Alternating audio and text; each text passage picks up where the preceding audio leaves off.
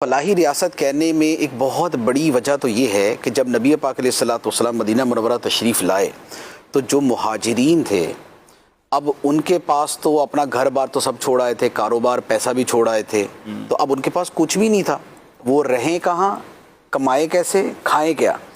تو وہ جو نبی پاک علیہ الصلوۃ والسلام نے مواخات قائم فرمائی تھی کہ ایک انصاری اور ایک مہاجر کو آپس میں بھائی بنا دیا کہ یہ دونوں بھائی ہیں، انہوں نے اپنا گھر بھی شیئر کیا، انہوں نے اپنا کھانا بھی شیئر کیا، انہوں نے اپنا کاروبار بھی شیئر کیا، ان کی جو کھیتی تھی، جو کھیت ان کے تھے، اگر وہ 2 کھیت تھے تو 2 باغوں میں سے 1 باغ ان کو دے دیا۔ سبحان اللہ۔ تو یہ جو ابتدا ہوئی نا، یہ ابتدا جو ہے یہ ہے فلاحی ریاست کی بنیاد، کیا بات ہے کہ جس میں جو خوشحال ہیں ان کا مال جو ہے، جو پریشان حال ہیں ان کو اس طرح دیا جائے کہ دونوں جو ہے، ایک تو دینے والا خوش دلی سے دے، احسان جتانے کے طور پہ نہ اسے جبرن نہ لیا جا رہا ہو۔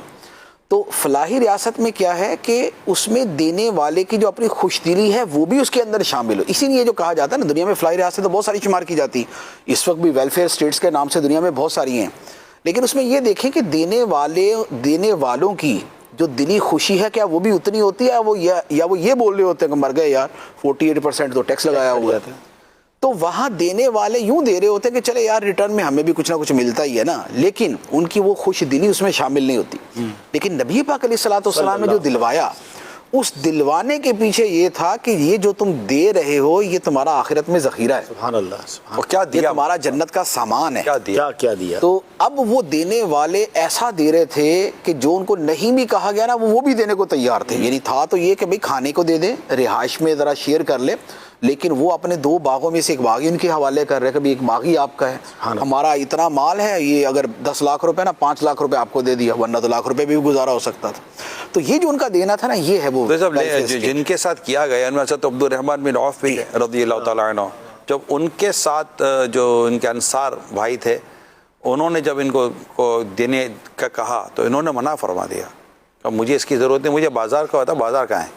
واہ واہ واہ۔ آپ نے نہیں لیا، آپ بازار کی طرف تشریف لے گئے۔ اہل مکہ بیسیکلی تاجر تھے، اور وہاں اہل مکہ تاجر تھے، اور اہل مدینہ جو ہے ان کا یہ کھیتی باڑی کا زیادہ چلتا تھا۔ تو پھر بازار جا کر آپ نے وہ اللہ تعالیٰ نے سامنے جو سورہ قریش ہے نا، لِإِيلَافِ قریش إِيلَافِهِمْ رِحْلَةَ الشِّتَاءِ وَالصَّيْفِ، تو یہ گرمی اور سردی کے سفر کو ان کے لیے مانوس کر دیا۔ تو یہ گرمی سردی کا سفر کیا تھا کہ ایک موسم کے اندر وہ یمن جاتے تھے، ایک موسم میں وہ شام جاتے تھے، اور یہ ان کا تجارتی سفر تھا۔ تو وہ تجارتی سفر کا ریفرنس جو ہے نا وہ قرآن پاک میں دیا ہے اہل مکہ کے بارے میں۔ سبحان اللہ، سبحان اللہ۔